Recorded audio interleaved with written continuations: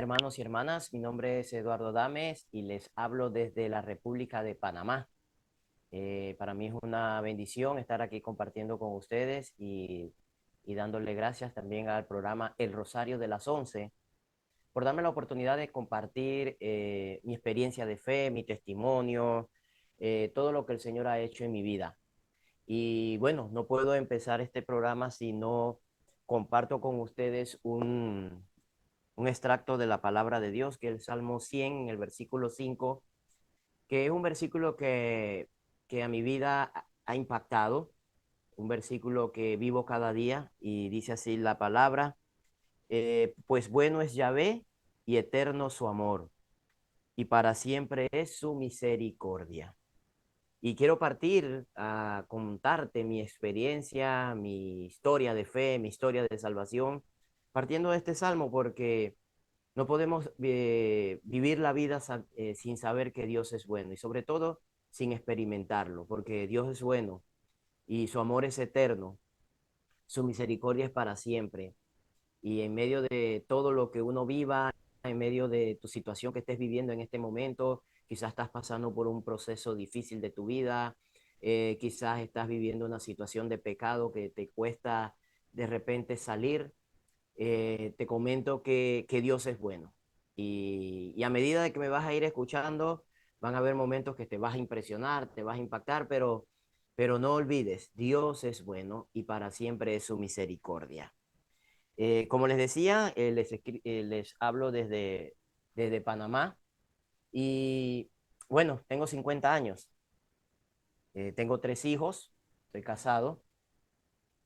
Y mi vida de fe, mi experiencia de salvación, mi historia de salvación comenzó desde el momento que hice mi primera comunión. Recuerdo ese momento tan especial, mi primera confesión. Y qué interesante compartirte que mi primera confesión y mi primera comunión fue con un sacerdote que después dejó el ministerio y hoy día tiene su familia, pero un hombre que ha seguido en el camino, un hombre que ha seguido en la iglesia, es un músico a otro nivel y ha seguido trabajando, ha seguido llevando el mensaje, porque nos encontramos con muchos que de repente dejaron el ministerio y se alejaron totalmente hasta del Señor. Después de esa experiencia de primera comunión, eso fue entre los 7 u 8 años, recuerdo que teniendo 12 años, estaba en primer año de colegio y la profesora de religión nos pide que compremos un libro de religión y nos dice, bueno, el libro de religión lo venden en la casa parroquial y pueden ir allá a buscarlo. Y recuerdo una tarde que fui a buscar ese libro, le estoy hablando del año 1984, hace muchos años. Llego y compro el libro y en el momento que estoy comprando el libro salió un sacerdote, el padre Juan José Mendoza, hace 2 años murió de COVID, lastimosamente, un misionero vicentino, paules, como le llaman ustedes allá en España. Eh, Me habló de un grupo de acólitos o de monaguillos y me llamó la atención, me inquietó bastante la idea de ir a la reunión y recuerdo que fui a la primera reunión inmediatamente siendo sábado. Tenía 12 años, como les dije, y allí comenzó esta aventura, porque realmente el camino del Señor para mí ha sido una aventura que ha tenido altos, bajos, ha tenido claros, oscuros, ha tenido alegría, ha tenido tristeza, decepciones, que las voy a ir compartiendo con ustedes. Pero comencé esa aventura de, de ser monaguillo, de ser acólito y comencé a formarme en la parroquia. Después vino el proceso de que, bueno, ya vamos a compartir, a ayudar a la Eucaristía. Y recuerdo que yo me iba con este padrecito a las comunidades, a los campos. Y allá iba con mi sotanita blanca, una capa roja, según el tiempo. Y qué interesante cómo comienzo a ver la vida misionera, cómo el Señor fue tocando mi vida misionera y me fue llamando la atención y fui sintiendo esa llamadita, esa vocación, ese deseo de ser misionero. Y pasaron 2 años en eso. En medio de ese, de entre los 12 y los 14 años, formamos un grupo misionero que se llamaba Grupo Nazaret, que más adelante pasó a ser un coro. Pero fue un proceso de ir a las comunidades ya no como monaguillo o como acólito, sino como misionero, a llevar el mensaje a los niños. Bueno, fue una experiencia hermosísima. Y allí siento el deseo de ser sacerdote. Y comienzo a ir a jornadas vocacionales. Fue una primera jornada vocacional con la diócesis, en un seminario en mi provincia es Veraguas, la ciudad, la capital, Santiago. Ahí hay un seminario que se llamaba Seminario San Liborio. Y ahí fue a mi primera jornada cuando tenía 13 años. Fui a mi primera jornada vocacional. Y ya a esa edad decidí que quería ser sacerdote, porque sentía ese anhelo, sentía esa pasión de querer servirle al Señor en el altar. Tenía que terminar mi primer ciclo, que es primero, segundo y tercer año de colegio, se lo llama acá en Panamá premedia. Y estando en esa premedia, tomé la decisión radical, me voy al seminario y me fui a los 14 años para el seminario.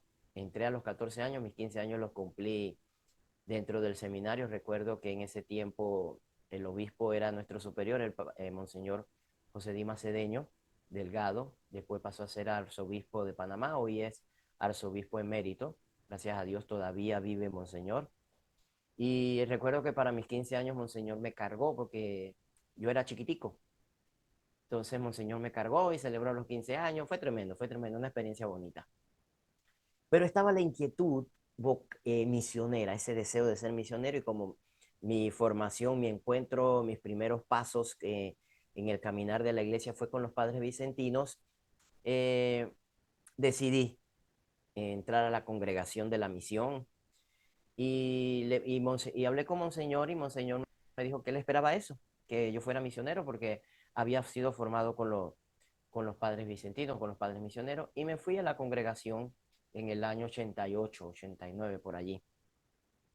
Y allí pasé varios años en la congregación, eh, formándome mucho en la vida misionera, prefilosofía y bueno, y todo lo que conlleva la vida de seminario. Les puedo decir que me sentía feliz, me sentía contento, sentía que estaba en el camino que Dios quería para mí.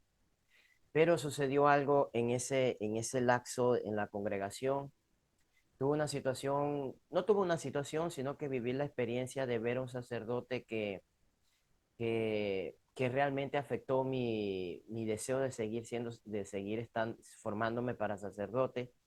Y fue un antitestimonio, su vida. Me impactó mucho, de verdad que sí me impactó mucho. Y, y tomé la decisión, yo no sé si fue la mejor o no fue la mejor, pero hoy puedo decir que era el proceso de Dios, porque Dios es bueno, porque su amor es eterno, y todo lo que pasa en la vida es parte del propósito de Dios, es una enseñanza, una capacitación, un entrenamiento que Dios nos va dando con nuestras caídas, con nuestras levantadas, con las situaciones que vemos dentro y fuera de la iglesia. Y decidí retirarme del seminario.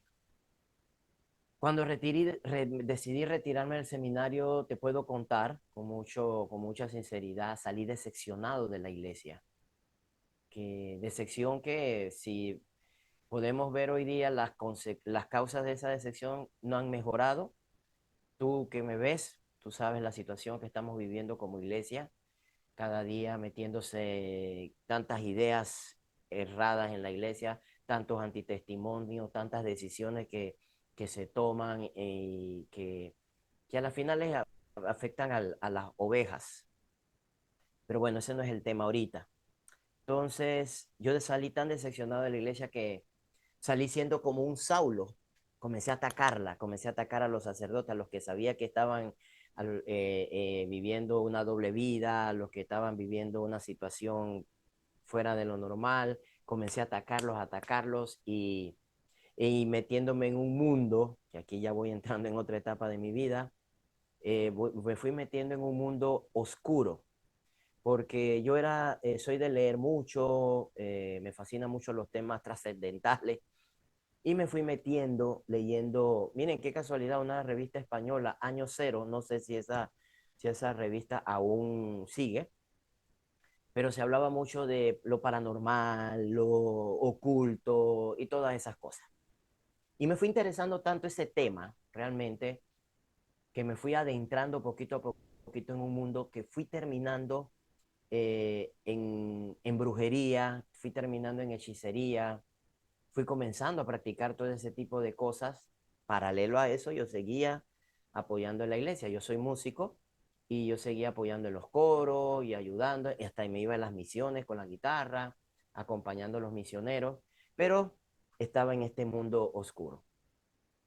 Me preguntarás, pero entonces, ¿por qué seguías en la iglesia? Porque me fascina la misión, o sea, yo amo la misión, me apasiona la misión. Pero bueno, llevaba esa doblez de vida. Y me fui adentrando tanto en este mundo de oscuro que terminé metido en una secta satánica. En esa secta satánica fui participando en todo lo que ellos hacían, no estaba en mi mente ir más allá, sino involucrándome, conociendo ese mundo, conociendo todas esas locuras que se hacían, lo que se celebra en Halloween, lo que realmente sucede en Halloween. Bueno, me fui interesando en esas cosas porque quería aprender, quería saber, pero me estaba guiando alguien, una mujer, que ellos le llaman sacerdotisa, y ella me estaba guiando en ese mundo de ir haciéndome conocer cosas hasta que un día ella se me acerca y me dice, Eduardo, ¿te gustaría hacer pacto con el maestro? Y yo sin pensarlo le dije, uf, claro que sí, hago pacto con él. Y, y comencé un proceso de formación bien interesante. Una de las cosas que te comienzan a trabajar mucho es el control mental, totalmente antibíblico, porque la Biblia lo condena, incluso Pablo lo condena. Y me fui metiendo en ese mundo del control mental, de la proyección astral, de comenzar a trabajar hechizos. Y te puedo decir algo, todo funcionaba, todo me funcionaba porque yo era muy chispa en eso. Bueno, soy chispa todavía en muchas cosas, ¿no? Pero en esas cosas yo era muy chispa y fui aprendiendo y aprendiendo y aprendiendo. Y llegó un momento, yo soy único hijo, yo nada más vivía con mi papá y mi mamá. En ese tiempo yo trabajaba, estudiaba y fue tan interesante lo que fui aprendiendo, fue tan interesante lo que fui llevando, viendo. Te puedo comentar algo aquí y abro un paréntesis, un súper paréntesis. Una de las cosas que en la iglesia satánica se practica mucho es la profanación eucarística. Y cuando le predico hoy día, hoy soy predicador, soy misionero, y cuando yo les predico a católicos, a agentes de pastoral, a evangelizadores, soy formador de formadores de evangelizadores hoy día, yo les hablo a ellos de que cómo los satánicos creen en la presencia real de Jesús en la Eucaristía, porque por eso se la roban, por eso la profanan. ¿Y por qué se la llevan? Para profanarlas.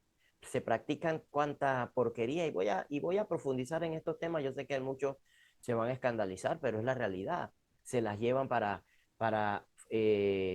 hacer orgías encima de ellas, se orinan, defecan, hacen cuantas cosas ustedes no se imaginan, porque ellos están convencidos que Jesús está en la hostia consagrada. Y una de las cosas que me ha mortificado más en este tiempo de la pandemia, porque seguimos en pandemia, ha sido la decisión que tomó la iglesia de dar la comunión a los hermanos en las manos, que por salubridad y todo aquello, ¿no? No, que tienen toda la razón. La iglesia es madre y maestra y toma esas decisiones, pero hay que tener mucho cuidado. A mí me ha tocado dar la comunión en celebraciones. El padre me pide que lo apoye y una de las cosas que hago cuando le doy la comunión en la mano a las personas, no me detengo hasta que esa persona comulgue, consuma la forma sagrada. Porque yo veo que algunos se la llevan y yo los detengo. Digo, o la consumes o me la devuelves. porque se las llevan para profanarla. Y en este tiempo, ha sido un momento donde le hemos dado espacio a estos hermanos a que se lleven la hostia consagrada y la profanen.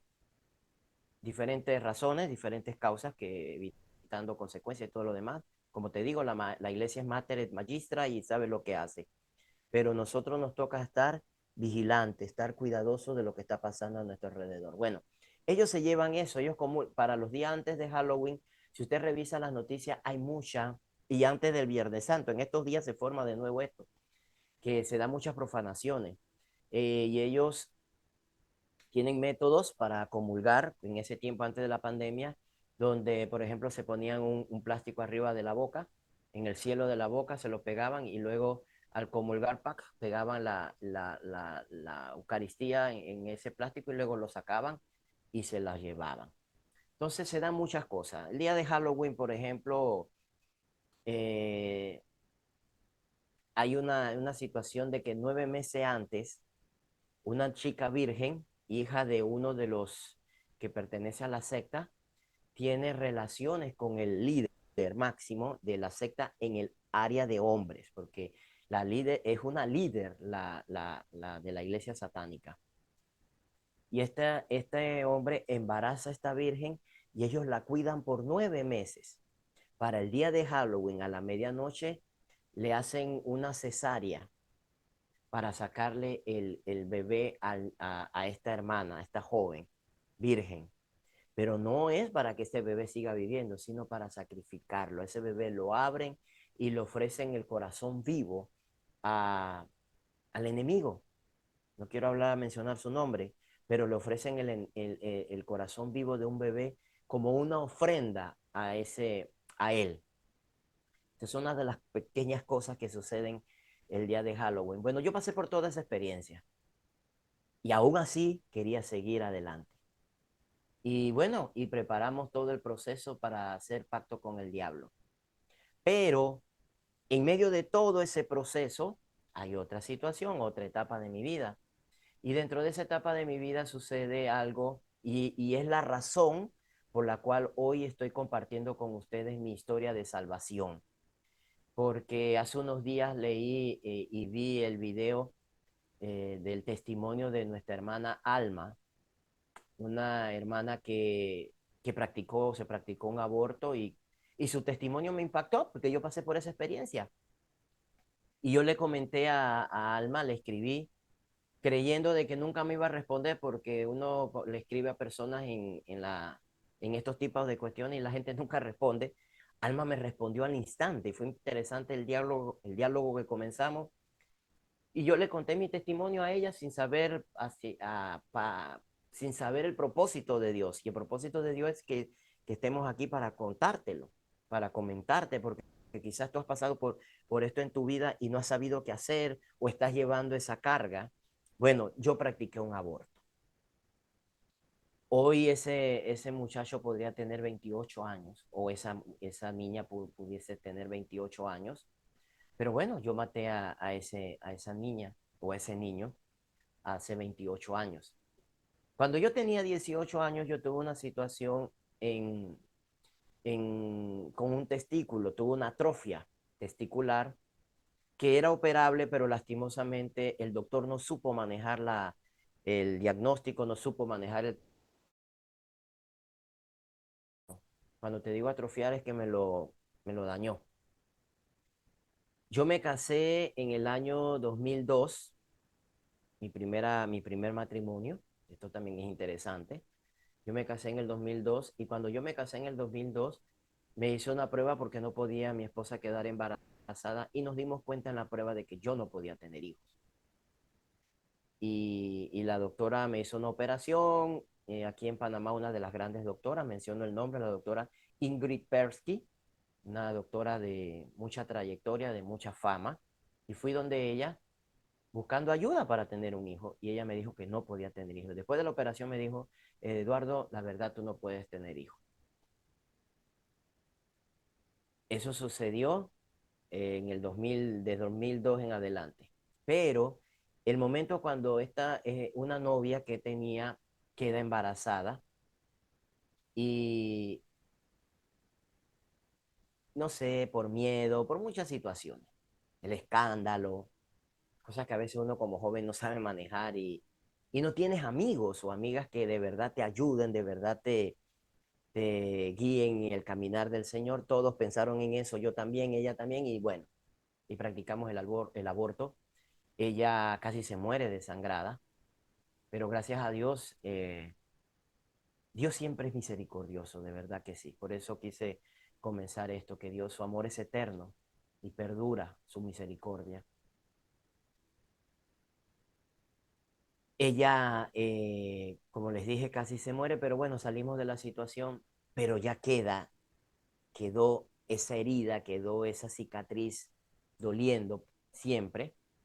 Y a mí como hombre me afectó mucho.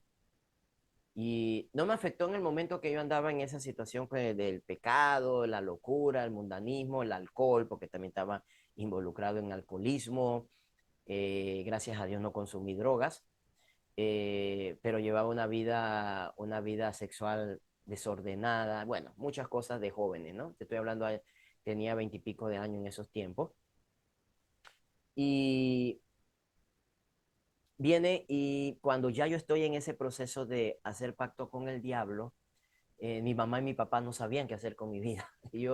Ellos sabían que yo andaba en algo extraño, pero nunca se imaginaron. Ellos ahora, después que escucharon mi testimonio, ellos quedan impresionados en las cosas en las que yo andaba y no se lo imaginaban. Bueno, interesante cómo el Señor fue de la mano conmigo. Aunque yo no lo sentía, aunque yo no lo vivía, Él estaba allí porque su misericordia es eterna y todo fue el proceso, ese proceso de entrenamiento que el Señor me fue dando en el caminar. Llega el momento donde me dice la sacerdotisa, bueno, tienes que hacer pacto con el diablo, Eduardo. Y yo le dije, listo, yo estaba listo. Solo que me preocupaba algo porque tenía que hacerlo en el patio de mi casa. Y comento este detalle porque para que vean cómo es el mundo espiritual. Eh, yo le digo a esta señora, pero a mí hay algo que me preocupa, es que ahí al lado de mi casa, yo tengo un vecino que hoy es diácono permanente, tengo un vecino que él tiene dos perros, dos bulldogs, que esos perros pasaba una mosquita y eso era un escándalo. Y yo me imaginaba, digo, esos perros eh, alborotados, decimos nosotros acá en Panamá, locos, haciendo bulla porque yo estoy allá afuera, quizás con vela, y bueno, qué locura.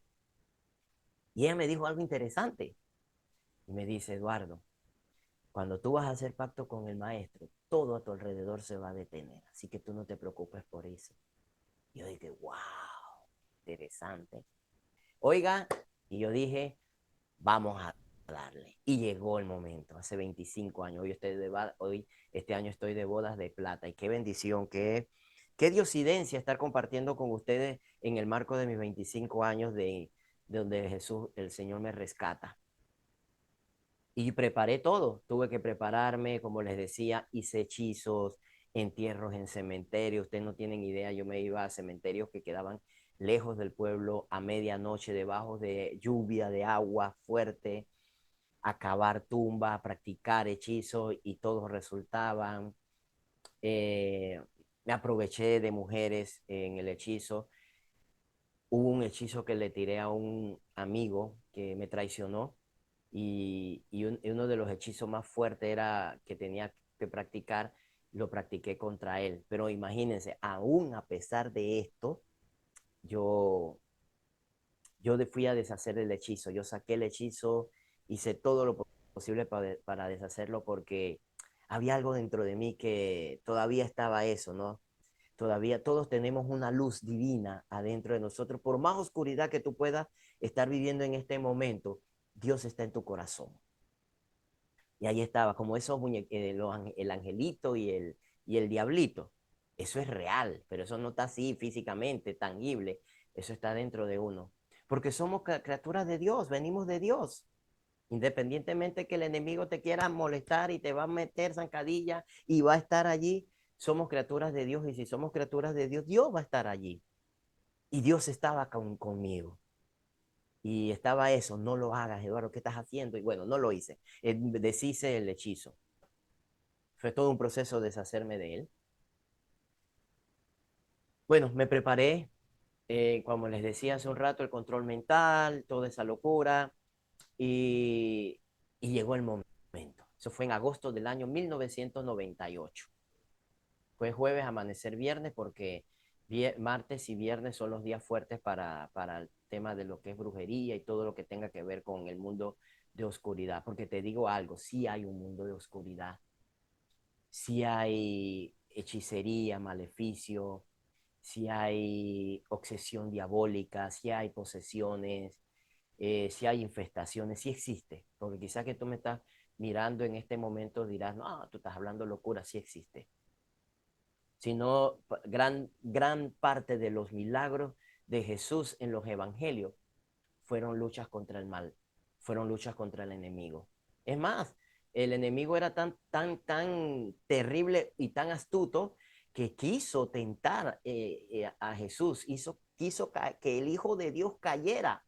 Entonces, para que vean hasta dónde llega este nivel. Bueno, se va llegando el momento, me voy preparando para todo ese momento. Paralelo a eso, voy llevando la carga del aborto, pero no me afectaba, o sea, a mí me llegó a afectar fuerte el pecado cometido, el asesinato cometido fue cuando el Señor me rescata, cuando el Señor me encuentra, porque no es que nosotros lo encontramos a Él, Él es el que nos encuentra a nosotros, porque Él nunca estaba perdido, nosotros somos los que estamos perdidos. Yo decía al inicio de la cuaresma de este año 2023, escribí en mis redes y les decía, bueno, no, en esta cuaresma no busques a Dios, en esta cuaresma déjate encontrar por Dios. Y eso fue lo que, y lo digo porque eso fue lo que me pasó a mí. Él me encontró. Había algo interesante en mi vida para que vea que siempre tenemos esa chispa divina. Los días santos, la Semana Santa para mí era sagrada. Yo me desconectaba. Incluso los viernes santos son días fuertes de ellos. Yo no me, nada que ver con ellos el viernes santo. Imagínense que yo me confesaba los jueves santos. Estando viviendo en la vida, en el satanismo, en la oscuridad, yo los jueves santos me confesaba porque yo quería vivir esos momentos así como de tranquilidad. Me desconectaba de todo. Y hubo un momento, un jueves santo, que fue en ese año 1998.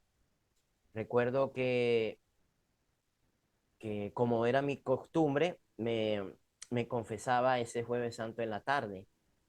Y antes de confesarme, yo me fui a mi casa y me puse a ver televisión. Aquí en Panamá hay un canal de televisión que presentaba en esos tiempos, bueno, lo sigue presentando todavía, películas de vida de santos. Y me senté a ver una película de Santa Teresa de los Andes. Miren qué interesante. Y es una santa chilena, una carmelita, una peladita, una niña, una chiquilla de 10 y pico de años. Y me impresionó la vida de esta muchachita, su santidad de vida, su pasión, su amor, su manera de sufrir, porque ella sufrió una enfermedad terminal. Ella nada más tuvo prácticamente 2 o 3 años en el convento.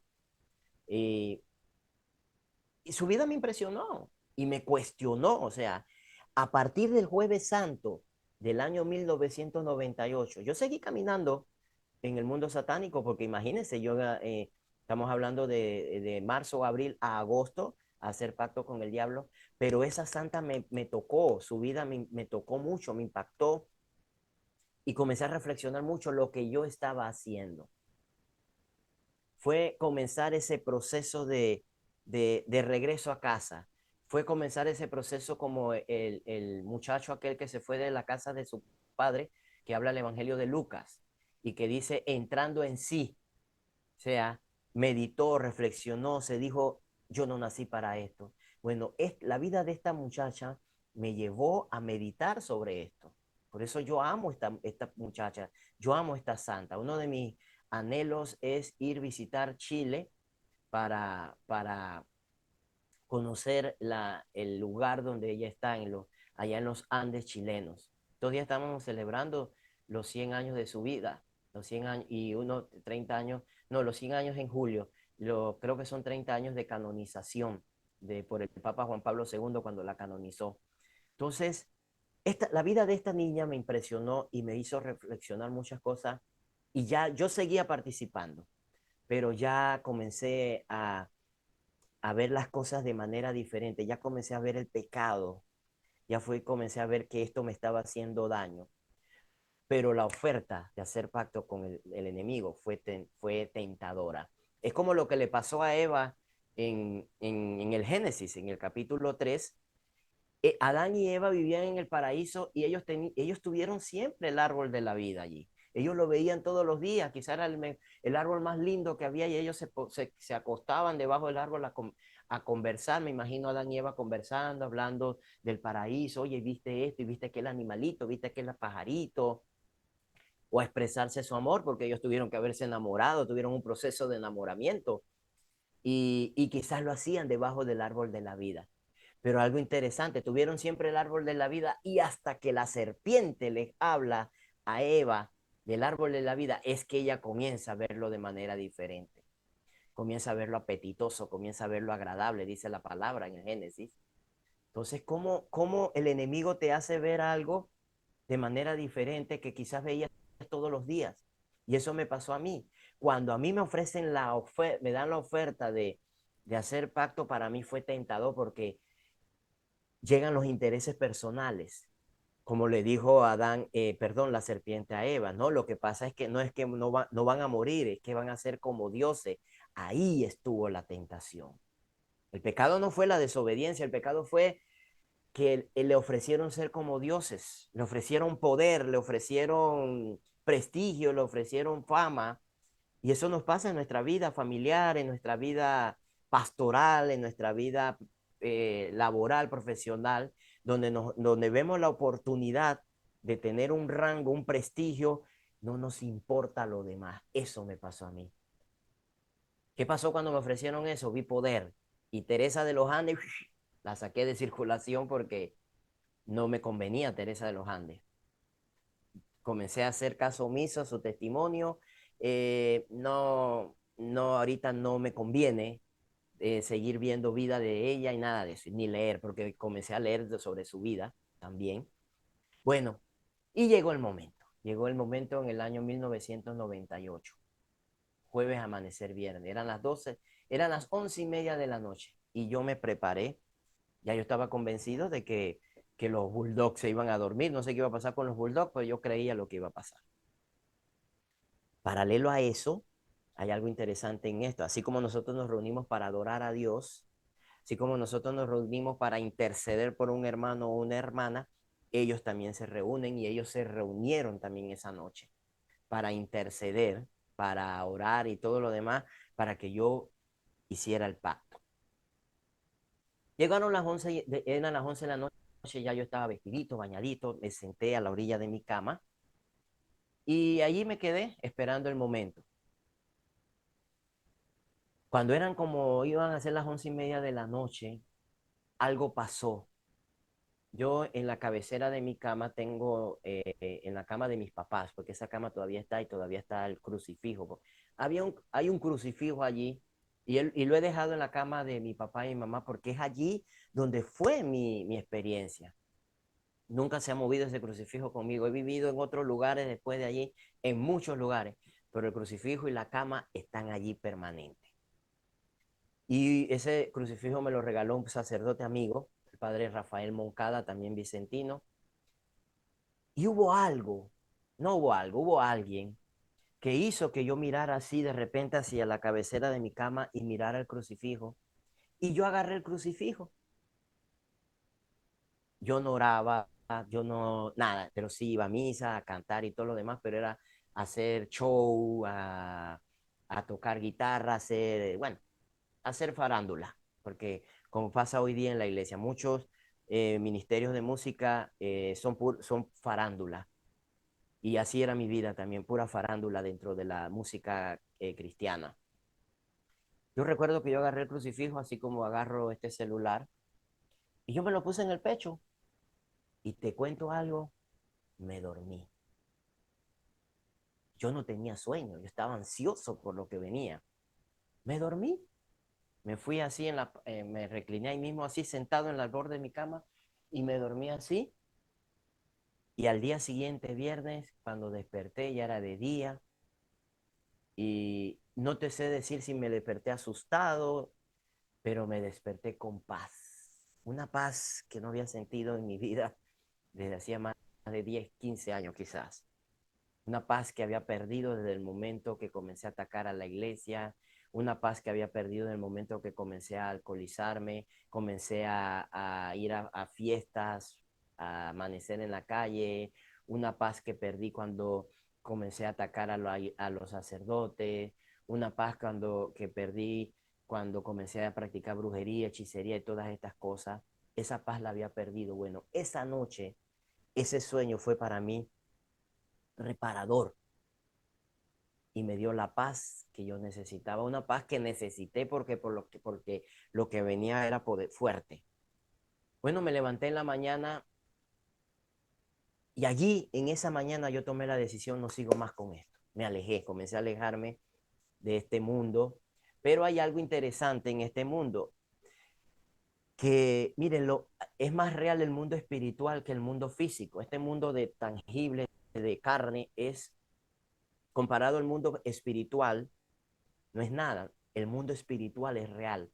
Y por eso San Pablo en el capítulo 6 de su carta a los Efesios nos habla de la batalla espiritual, de la guerra espiritual, porque nuestra guerra no es contra seres de carne y hueso, es contra huestes, seres espirituales que están aquí. Aquí donde yo estoy ahorita y allí donde tú estás ahorita, hay ángeles, pero también hay demonios. O sea, están allí. Lo que yo les decía, el angelito, el diablito, eso está allí. Nos movemos en un mundo espiritual muy fuerte, donde tú caminas, hay ángeles y hay demonios. Entonces, eh, yo comienzo a sufrir ataques espirituales. Eso estamos hablando del año 98. Y ese año 98 yo me traslado a la capital del país, a la ciudad capital, a Panamá ciudad, que estaba como a 4 horas de mi casa, y me fui por donde una tía huyéndole a lo que me estaba pasando espiritualmente, pero eso seguía allí. Imagínense que yo me pasaba el día allá en la ciudad capital caminando por las calles y quizás el que me veía pensaba que yo era un drogadicto, un piedrero, le decimos nosotros acá en Panamá, porque me veían deambulando. Yo me caminaba kilómetros, deambulando y así perdido en la nebulosa. Una noche pasé por una parroquia cerca de donde vive mi tía, la parroquia Santa Edwige en Betania, Panamá. En ese tiempo la capilla, el templo tenía las puertas de hierro, de verjas, o sea que se podía ver hacia adentro. Y hacia adentro estaba oscuro, eran como las 10 de la noche cuando yo pasé por ahí caminando. Y les digo algo, era un camino que yo no tomaba porque no me llevaba directo donde mi tía. Pero esa noche decidí desviarme de mi camino diario y pasé por enfrente de la iglesia y me fui a la puerta de entrada de la capilla. Y de repente, y yo me paro así, y tú sabes, en medio de esa oscuridad imponente, una lucecita roja, ya al final, en el fondo de la capilla. Y era la lucecita del sagrario. Yo recuerdo que yo me agarré de las verjas de la iglesia, del templo, y yo le dije al Señor, ayúdame, Señor, porque ya no puedo con esto. No pasó nada místico, me fui para donde mi tía, pero algo sucedió en mí y se me fueron abriendo puertas. Tenía un amigo que fue compañero mío de seminario, que en ese tiempo él era el secretario adjunto de la conferencia episcopal, hoy día es obispo, es el obispo de mi tierra ahora, y, y yo me acerqué a él a conversar con él y le conté mi vida, lo que me estaba pasando. En ese tiempo, estamos hablando del año 99, porque fue en el año 98, 99. En ese tiempo, el pecado de aborto no era perdonado por todos los sacerdotes, solo tenía la facultad los obispos para hacerlo. Hoy día el Papa abrió las puertas de esto para el perdón del aborto por cada sacerdote. Y resulta ser que yo hablé con él y él me dice, ¿quieres confesarte? Y él me dijo que, y yo le dije, claro que sí. Y él me dijo, bueno, déjame pedirle permiso al obispo para poder confesarte, para poder perdonar el pecado del aborto. Y recuerdo que un día fui a la oficina de él y salimos en el carro y cuando él me fue a llevar a la casa de mi tía nos parqueamos afuera y allí me confesé. Y por primera vez confesé el pecado de aborto. Él me dio la absolución, me sentí en paz, me sentí alegre, me sentí contento y seguí adelante. Él me consiguió una cita con una señora que trabajaba con él en la conferencia y ella trabajaba en el Ministerio de Sanación y Liberación de un sacerdote acá en Panamá, que ya no ejerce el ministerio, pero él trabajaba mucho esa área de la liberación y la sanación. Y ella me comenzó a atender, ella me comenzó a ayudar con el tema de la sanación interior, del perdón y todo aquello. Y comenzamos a trabajar. De ahí ya yo sentí que las cosas iban caminando bien. Conseguí, paralelo a eso me había quedado sin trabajo. Había una compañera en el trabajo donde estaba, que ella era de muy hecha iglesia, de mucha adoración y eso, y yo la criticaba mucho, hice lo imposible para que la despidieran del trabajo, me despidieron a mí, ella siguió allí. Te cuento que hoy día somos hermanos en Cristo en la misma fraternidad misionera y hoy me dedico a darle formación a ella, cómo es la vida, cómo el Señor todo lo va preparando. Hoy me dedico a darle formación a ella en el área misionera. Antes que se me olvide, ahora recordando, ella se llama Ana María. Cuando yo tengo, el Señor me encuentra y me rescata, yo comienzo a formarme y, y viene, y una vez había dentro de un retiro que fui, había que escribirle una carta a la persona que más daño yo le había hecho en mi vida. Y yo sentí que era ella, y yo le hice la carta. Yo estaba en la capital, ella es de acá de Santiago, 4 horas de distancia. Y yo le hice la carta a ella, y el predicador decía, tienes que hacerle la carta como si se la fueras a entregar, como si se lo tuvieras hablando. Y yo le escribí toda la carta, le pedí perdón, mira, Anita, esto, y bueno, al final el predicador dice, ahora te toca ir y llevarle la carta a esa persona. Para mí fue, uy, pero yo fui, vine acá a Santiago, a mi tierra, y fui a su oficina donde ella era la secretaria del obispado. Y yo llegué a entregarle la carta y me acuerdo cuando yo llegué, dije, buenas tardes.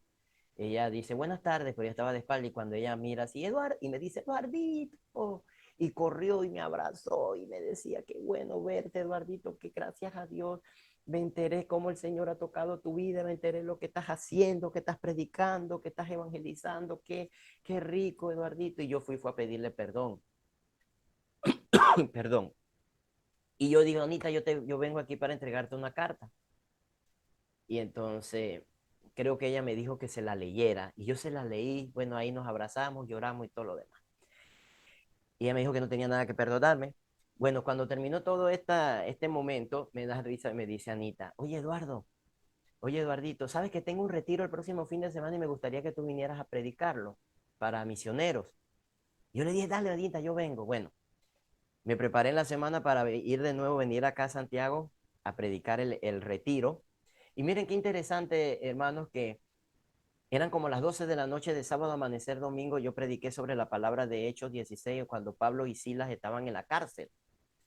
Y, y, y dice que era la medianoche. Y digo, vamos a vivir la experiencia de Pablo y Silas y vamos a pedir al Señor que derrame el Espíritu Santo y vamos a adorar y alabar al Señor, porque dice que ellos cantaban himnos y adoraban y hubo un de repente y la cárcel se removió y el Espíritu inundó el lugar y bueno, fue tremendo. Hicimos una efusión de Espíritu Santo y oramos. Y, y entonces yo en medio de esto le digo, hermano, los que necesiten un toque de Dios en esta noche, en esta madrugada, venga aquí adelante y pídalo, que el Señor se lo va a dar.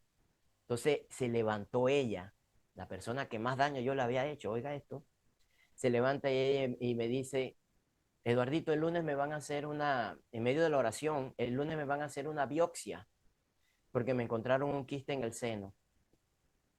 Pero yo sé que si tú oras por mí, si tú me impones las manos, el Señor me va a sanar. para mí fue impresionante, pero yo fui, oré por ella. Yo le impuse las manos a Anita y yo le dije a Anita estas palabras que fueron proféticas. Le digo, Ana María, el lunes, hoy es domingo, madrugada, mañana lunes en la tarde tú me vas a llamar y me vas a decir en el nombre del Señor de que ese quiste desapareció y que no fue necesario la biopsia. Así le dije. Yo me quedé impresionado con lo que le dije y digo, ay Dios mío. Y bueno, el lunes en la tarde yo me alejé del teléfono de la casa. Yo no quería, no quería que el teléfono sonara o si quería que sonara. Fue impresionante el sentimiento. Oiga, y sonó el teléfono. Lo contestó mi esposa y me dice, es Ana María de Santiago. Y yo digo, yo con los nervios, yo digo, Anita, ¿cómo estás? Y ella, Ani, Eduardito, fui a hacerme la biopsia y cuando me hicieron el ultrasonido, el quiste había desaparecido. Gloria a Dios, hermano. Para mí fue, wow, Señor, qué bueno, qué bueno, qué bueno. Por eso la palabra esta del Salmo. Su amor es eterno, su misericordia es eterna. Él no se retracta del llamado que te hace. Bueno, eso fue un paréntesis porque después se me olvidaba este testimonio. No estaba en el plan hablar de Ana María, pero bueno, el Señor va poniendo las cosas. Comienzo el proceso de regreso a Santiago después que me confieso del pecado del aborto. Voy a un retiro de iniciación, un retiro que se llamaba en ese tiempo Felipe, hoy es retiro de vida en el espíritu, la línea carismática. Un diácono, o sea, el diácono me fue metiendo en esa línea carismática, yo me fui involucrando en el área de la música, del canto. Yo no era de alabar al Señor, ni adorar, ni levantar manos, ni de predicar, ni nada. Yo simplemente era como un CD. Metían un CD y sonaba música. Yo toco teclado, varios instrumentos, pero la evangelización lo llevo más con el teclado. Entonces, ahí adoraba al Señor. Y bueno, el Señor fue trabajando en el camino, como aquellos 10 ciegos, 10 leprosos que el Señor dice la palabra, vayan, preséntense al sacerdote, y dice que en el camino fueron sanados. En el camino el Señor fue sanando mi vida, el camino fue restaurando, en el camino me fue llamando, y bueno, fue un mover de Dios en mi vida impresionante, pero había un pero, y el pero era que cada vez que yo escuchaba hablar del aborto, ya yo estaba convencido que el Señor me había perdonado, ya había confesado el pecado, pero cada vez que hablaba del aborto, me quebrantaba, lloraba. Y yo no entendía por qué. Digo, pero ¿qué es lo que está pasando? ¿Qué es lo que está pasando? Bueno, pasó el tiempo, me fui a vivir a Panamá, a trabajar en la librería católica. En Panamá comencé a estudiar religión. Y en ese proceso conocí a mi esposa. Una noche fui a llevar mi primera esposa. Fui a dar testimonio de lo que el Señor había hecho en mi vida en su capilla, en una asamblea carismática. Ahí la conocí y comenzamos a trabajar juntos en la misión, nos enamoramos y nos casamos en el año 2002. Estoy hablando del 2002. En el 2000 comencé el proceso de formación misionera en 2 escuelas de evangelización paralelas. En el 2002 nos casamos. Resulta ser que no podíamos tener hijos, ya como les dije, fui operado. Bueno, después de ese aborto, yo decía que era un castigo de Dios. Vino todo ese proceso donde todo se atrofió más el asunto de mi órgano reproductor. Una noche del 2005 fuimos a predicar un retiro a un lugar, a una fraternidad de religiosas y religiosos, y estábamos en una montaña donde hay una imagen de una virgen y allí uno de los hermanos dijo, bueno, vamos a hacer una oración, vamos a escribir en una vela lo que le pides al Señor. Te estoy hablando del año 2005, eso era como junio del 2005, bueno, podría ser junio. Bueno, escribimos los dos en la vela un hijo. Hermanos, no pasaron ni 15 días y mi esposa quedó embarazada. Un milagro del Señor. Para nosotros fue impresionante, mis papás, sus papás, los hermanos de la iglesia. Eso fue una fiesta, una rumba de gozo y alegría, de alabanza, de adoración. a que el Señor nos había regalado ese milagro. Nace nuestro hijo en el 2006, pero unos 2 meses antes, cuando él tenía 7 meses mi esposa tenía 7 meses de embarazo, ella sufre de dengue y eran fiebres altísimas, la metieron en aislamiento en un hospital por el dengue. Bueno, llega un momento que la doctora, una de las crisis más fuertes fue un sábado, amanecer domingo. Yo recuerdo que ese domingo estábamos allí, ese sábado yo me había ido a predicar y casualmente hablé sobre la fiebre de la esposa de la suegra de Pedro, perdón. Cuando yo regresé de predicar, me fui al hospital y había pasado la crisis más fuerte de fiebre de mi esposa. Bueno, yo entré a la sala, me quedé con ella esa noche y me pasé toda la noche adorando al Señor cantando, cantando y cantando y le sobaba la panza y le cantaba al Señor y bueno, al día siguiente en la mañana la doctora se me acercó y me dice, así, ¿saben que los doctores son tan fríos? Me dice, la próxima crisis de fiebre se muere tu esposa y se muere tu hijo. Así te lo voy a decir, Eduardo. Así que tenemos que sacarlo, decídelo ya. Y yo recuerdo que estaba así en el pasillo del hospital y yo me viré de espalda y miré hacia el techo del hospital. Y lo único que yo le pude decir al Señor en esa mañana fue, ella no sabe con quién yo estoy tratando, así que lúcete. Así le dije. Y me volví hacia ella y le dije, no lo va a sacar. Porque si Dios comenzó esta obra, Dios la tiene que llevar a término final. Él no hace las cosas a medias. Y la doctora dice, mira Eduardo, que no sé qué. Bueno, hermano, salimos de la crisis, salimos de la tormenta, mi hijo nació, todos los pronósticos decían que mi hijo iba a tener discapacidad, iba a decir, bueno, muchas cosas, los pronósticos, ¿no? Los pronósticos médicos, pues el pronóstico divino era otro. Bueno, mi hijo nació bien, nació el 3 de marzo de 2006, nació perfecto. La doctora, la ginecóloga, el pediatra, todos quedaron impresionados de Marco Josué. Le pusimos Marco Josué, que significa guerrero del Dios que salva, porque fue un guerrero con toda esa fiebre, con todas estas situaciones. Bueno, la cuestión fue que nace mi hijo, al día siguiente lo bautizamos, el 4 de marzo inmediatamente, eh, porque así debe ser. El bautismo debe ser inmediatamente porque el bautismo no es un acto social, sino un sacramento. Es dejar entrar a mi hijo a que forme parte de la familia cristiana. ¿Y cómo no hacerlo de una vez? Bueno, mi amigo el diácono, que les hablé, que me ayudó mucho en este proceso de la salida de este mundo de la oscuridad, ya él era sacerdote y él bautizó a mi hijo.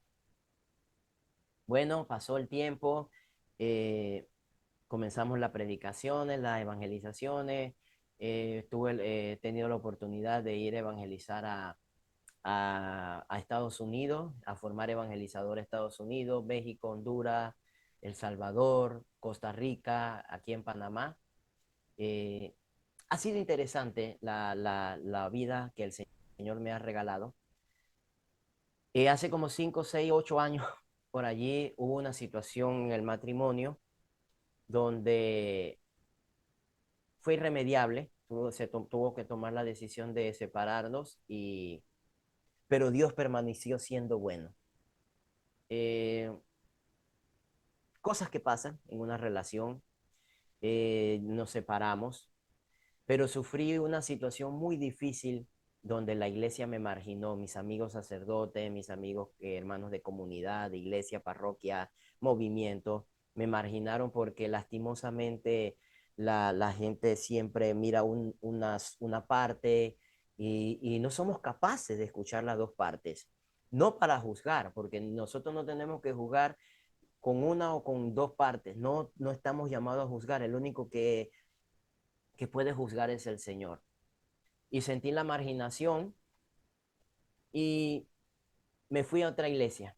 Me fui decepcionado de la iglesia, me fui a la iglesia anglicana en la denominación episcopal acá en América. Y te puedo decir algo, hermano, el Señor me llevó a la iglesia episcopal a restaurarme.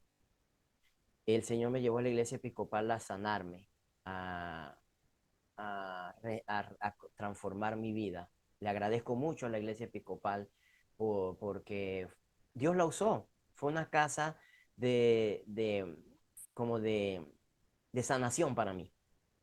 Ahí comencé a caminar con la que es mi esposa actualmente.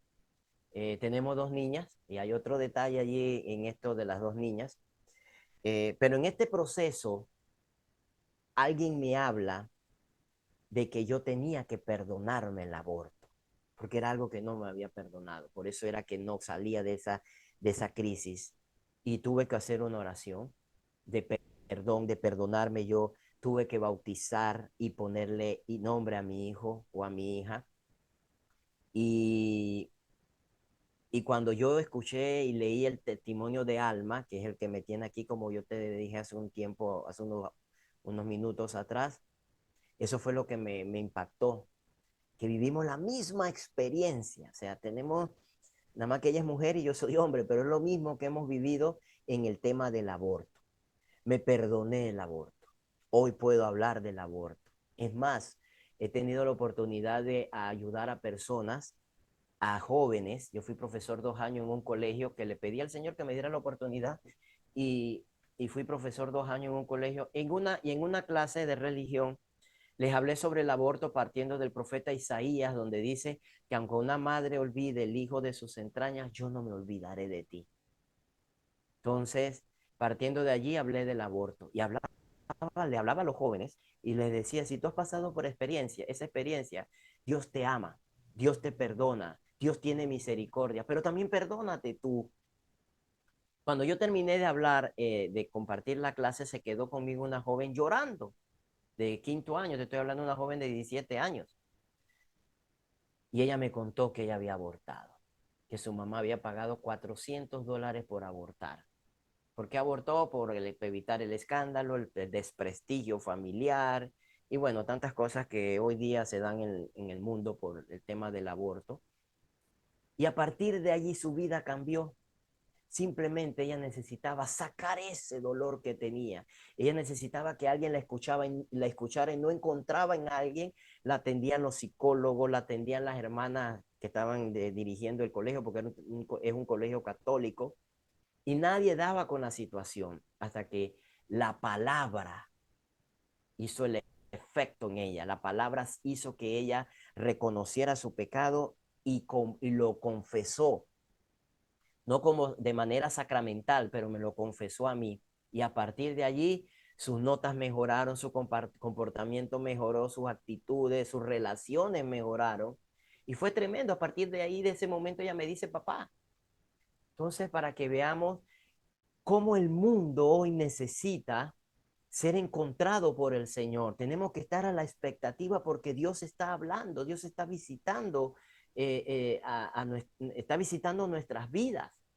Entonces ella sale de ese mundo donde pudo perdonarse, donde pudo percibir el perdón y sentir el perdón y la misericordia de Dios, así como lo viví yo, así como lo vivió Alma en su testimonio. Y allí comenzó mi vida a hacer un cambio. Ya no me sentí culpable de que era un castigo de Dios, que no podía tener hijos porque estaba siendo castigado por Dios. No, no me sentía culpable, porque ya Dios me había perdonado y yo me había perdonado. Bueno, en ese lapso de, de, de la iglesia episcopal, hubo un momento en el año 2018, en diciembre, tercer domingo de Adviento, donde comenzó un proceso de retorno a casa. Fuimos a visitar, ya teníamos, bueno, antes de esto, hablo que trabajaba en una empresa donde teníamos un equipo de fútbol y yo era el portero. Y resulta ser que jugando fútbol me dieron con el balón, me dieron en el testículo que tenía bien y el testículo se me hinchó, tenía el otro testículo atrofiado y el testículo se me hinchó, ya yo tenía a mi hijo, que él nació en 2006, ya yo estaba entablando una nueva relación y yo fui donde una neuróloga, que era la que me estaba viendo ya después del proceso de que ella le impresionó que yo tuviera un hijo. Bueno, cuando yo fui a la urologa a que me viera la situación que tenía con este testículo golpeado, ella me dice, Eduardo, tienes hidrocele, el testículo se te llenó de agua a raíz del golpe y vamos a tener que operarlo. Bueno, ella me hizo la operación en el año 2018, no, perdón, 2017 fue la operación. Eh, me operó hidrocele, varicocele y me quitó el testículo atrofiado. Ella dice, ese testículo puede ser peligroso, puede generar un cáncer, así que vamos a cortarlo del todo ya, si eso no funciona. Bueno, cuando ella, después yo fui al chequeo de cómo estaba la cosa, ella me dice, Eduardo, yo estoy maravillada que tú tengas un hijo, pero algo sí te voy a decir, que tú eh, no podías tener un hijo con la situación que tenía, ahora menos lo vas a tener, porque este testículo que supuestamente estaba bien, quedó atrofiado por el golpe y por toda la operación que se realizó, está atrofiado. Bueno, yo dije, bueno, ya tengo un hijo. Y no nos preocupamos por eso, de verdad, no nos preocupamos por eso. Oigas, en el año 2017, a finales, mi esposa queda embarazada, mi nueva relación, mi nueva pareja queda embarazada y nace nuestra primera niña. Y te puedo decir, tengo dos niñas, hoy día tengo una niña de 5 años y otra de 3 años, más mi hijo de 17 años. Dios ha sido bueno. Aquel hijo se lo pedí y me lo regaló. Este hijo, estas dos niñas no se las pedimos, yo estaba tranquilo, confiado de que, bueno, si ese es el propósito de Dios, no hay tema, pero el propósito de Dios era otras dos niñas más.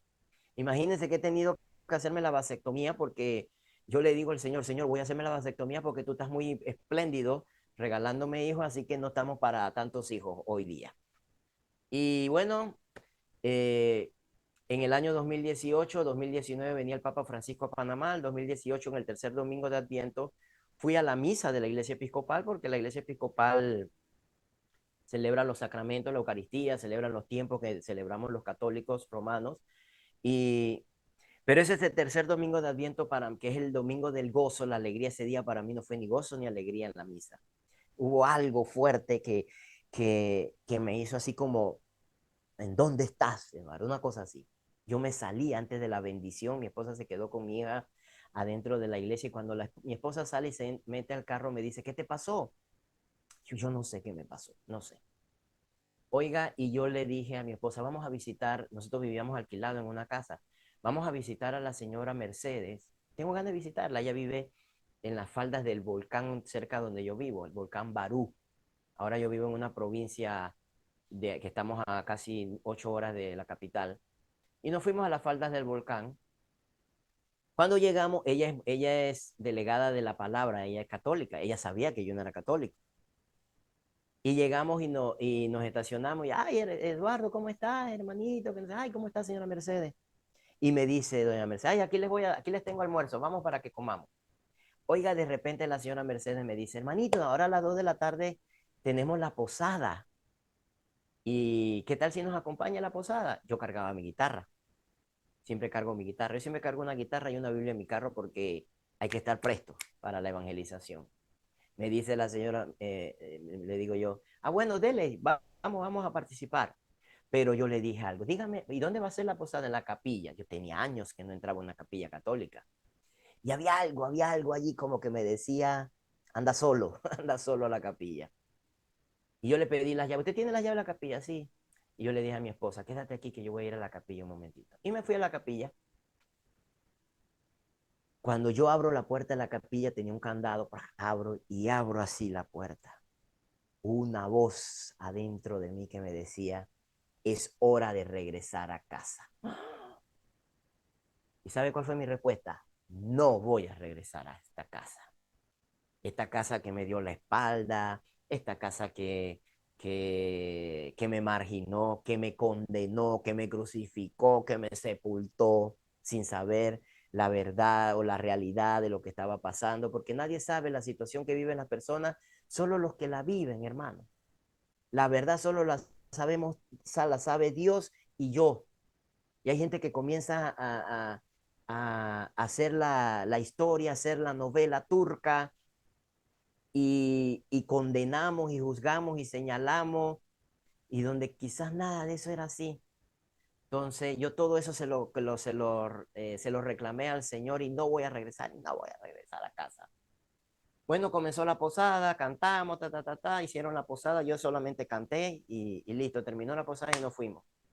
Cuando llega el cuarto domingo de Adviento, yo no recuerdo si fui a la misa, la verdad, ese día, pero sí me fui de nuevo para allá, porque yo quería seguir la batalla, me gustaba la pelea que tenía con el Señor. Esa semana para mí fue crucial, fue una pelea toda la semana con el Señor. Yo me levantaba a orar en las mañanas y la pelea, y yo no voy a regresar a casa, no, no, no, y la voz interior. Cuando llegamos, vamos de la señora Mercedes, pero yo iba con la intención porque quería seguir la pelea. Llegamos y me dice la señora Mercedes, manito, vamos a tener la posada, pero hoy tenemos la celebración y nos gustaría que usted nos compartiera la palabra del Señor del domingo. Digo, ay, Dios mío. Y yo le dije que sí, porque a mí esto me apasiona. Yo le dije, sí, sí, señora Mercedes, vamos a hacerlo. Oiga, compartimos la palabra, hicimos oración, cantamos. Fue tremendo, de verdad fue tremendo. Bueno, estaba el proceso que en enero venía el Papa. Yo era uno de los grandes críticos, como todo protestante, de la venida del Papa Francisco a Panamá.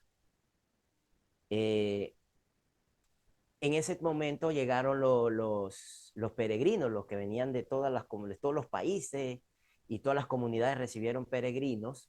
Y vino un momento que yo soy de cuando tomo unas decisiones trascendentales, porque a mí me gusta lo trascendental.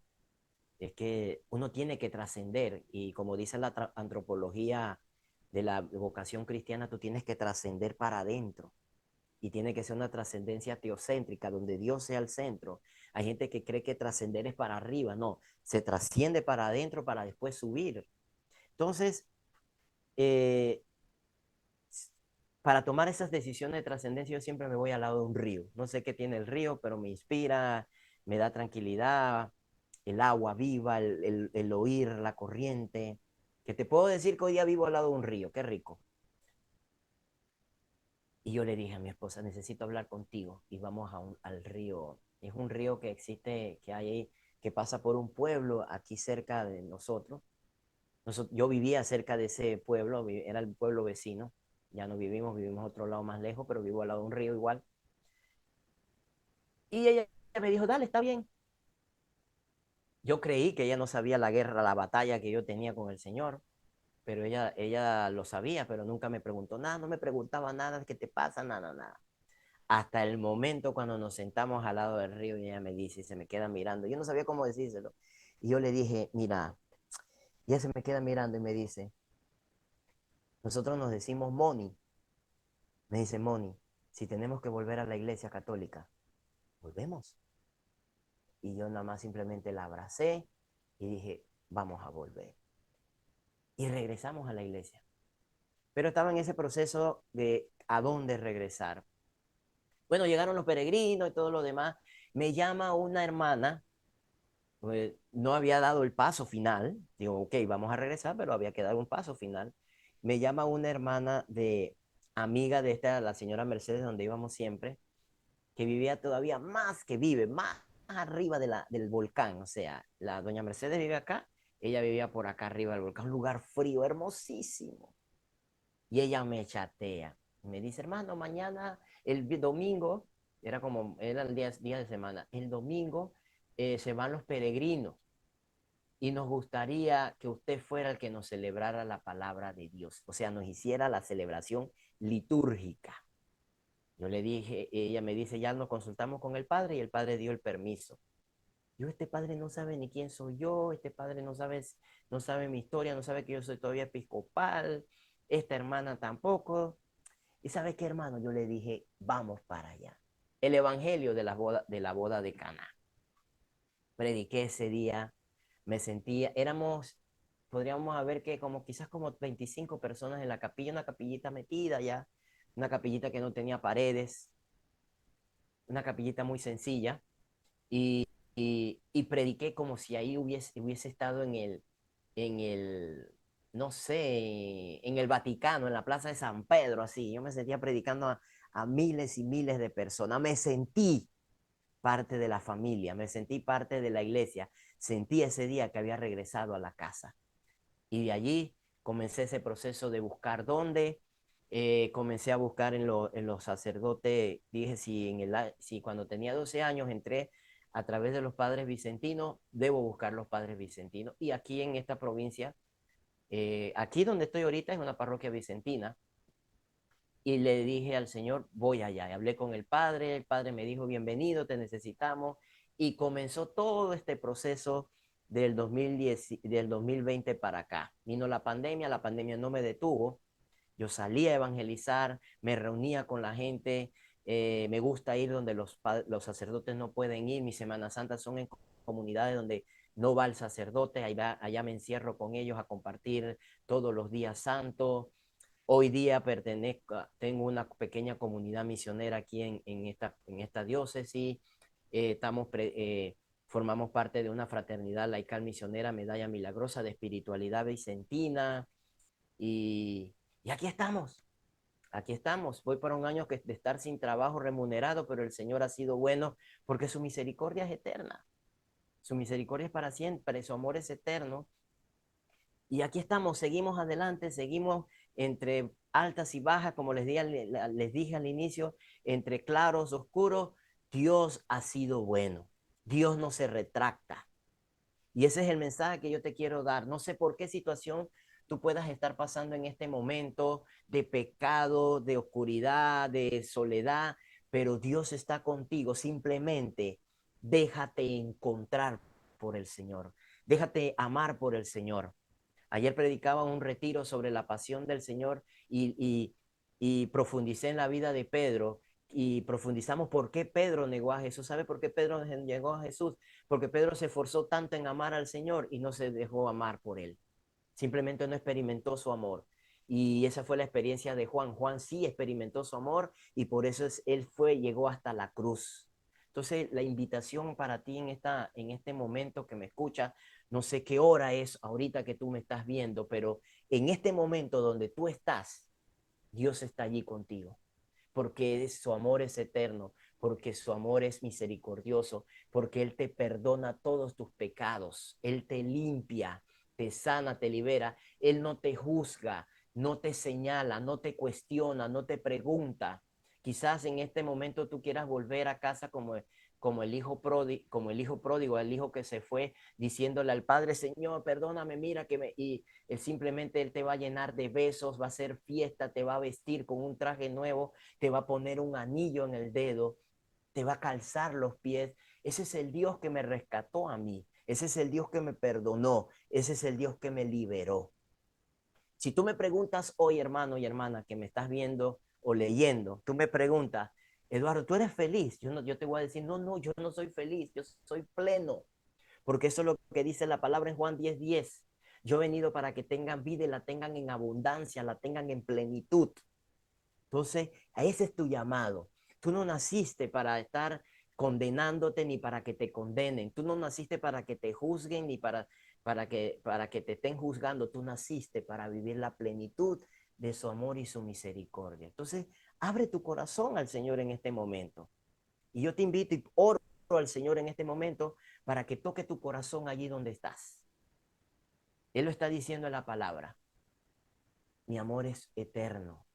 Mi amor por ti es eterno. Mi amor por ti, mi misericordia por ti es eterna. Mi misericordia para ti son nuevas cada mañana. No te condenes. Si estás sufriendo depresión por una situación del pasado, por un aborto quizás en este momento, te voy a decir algo.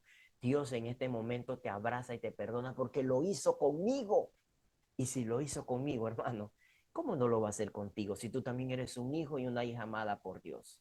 Entonces, simplemente en este momento te pido, abre tu corazón. Abre tu corazón al Señor. Él quiere sentarse en tu corazón. Él quiere cenar contigo. Quiere compartir tu vida. Quiere compartir su vida. Escúchalo. Te está hablando a través de este testimonio. Te está hablando a través del testimonio de Alma. Te está hablando a través del testimonio de muchos hermanos y hermanas que hemos pasado historias de salvación difíciles. Hemos pasado desiertos, pero Dios ha estado allí. Así que hermano y hermana, ha sido una bendición compartir contigo mi historia de salvación. Ha sido una bendición compartir contigo este testimonio y estoy convencido que el Señor ha tocado tu corazón. Estoy convencido que tú le abres tu corazón al Señor y tú vas a ver, van a venir testimonios poderosos de parte de los que hoy leen o ven esta historia. Dios está obrando, Dios está vivo. Él no está muerto, Él no se quedó en una cruz, Él resucitó y vive para darte vida, vida en plenitud. Así que gracias por haber tomado tu tiempo de ver este testimonio, de leerlo quizás, de compartirlo también con otras personas. Lo único que yo te puedo decir, hermano y hermana que me ves, déjate amar. Yo me dejé amar. Yo me dejé amar por Él y me dejo amar todos los días por Él. Y Él te abraza y te acoge. Así que gracias también a mi amiga y hermana Alma y también a mi amiga y hermana Alba del el Rosario de las 11. Me puedes encontrar si quieres contactarme. Estoy en el Instagram @evandoración digital. El mío personal fue hackeado. Así que Evandoración Digital, que es el ministerio que estamos llevando, @evandoración digital. Evandoración, ¿qué es? Evangelizadores adoradores para una iglesia en salida. También me puedes encontrar en Facebook, en Eduardo Adames, allí también en Facebook, y podemos conversar, podemos compartir. Me dedico hoy día, como te dije, a formación de evangelizadores, a predicación de retiros, convivencias, formación de catequistas, agente de pastoral.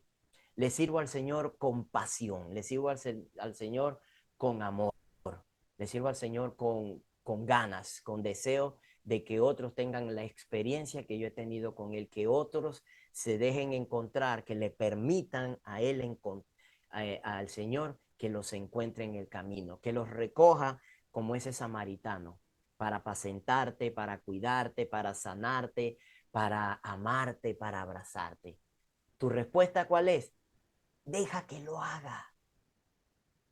Que si vas a perder, sí, vas a perder tristezas, vas a perder depresiones, vas a perder enfermedad, vas a perder muchas cosas, porque Él es un Dios de amor. Así que gracias, hermanos y hermanas, muchas bendiciones desde acá de Panamá, desde Panamá, Centroamérica, un país chiquitito, pero donde Dios está haciendo cosas maravillosas. Bendiciones para mis hermanos de España y para todos mis hermanos del mundo. El Señor está vivo, el Señor está vivo hoy, no hace 2000 años, está vivo hoy y Él es el mismo ayer, hoy y siempre. Y cierro con mi salmo preferido, pues bueno es Yahvé y eterno es su amor y para siempre es su misericordia. Así que Dios te bendiga, Dios te guarde y en algún otro momento volveremos a encontrarnos porque estoy convencido que esto es el inicio de algo poderoso a través de nuestra hermana Alma y Alba y a través de este programa, El Rosario de las 11. Así que bendiciones, hermanos.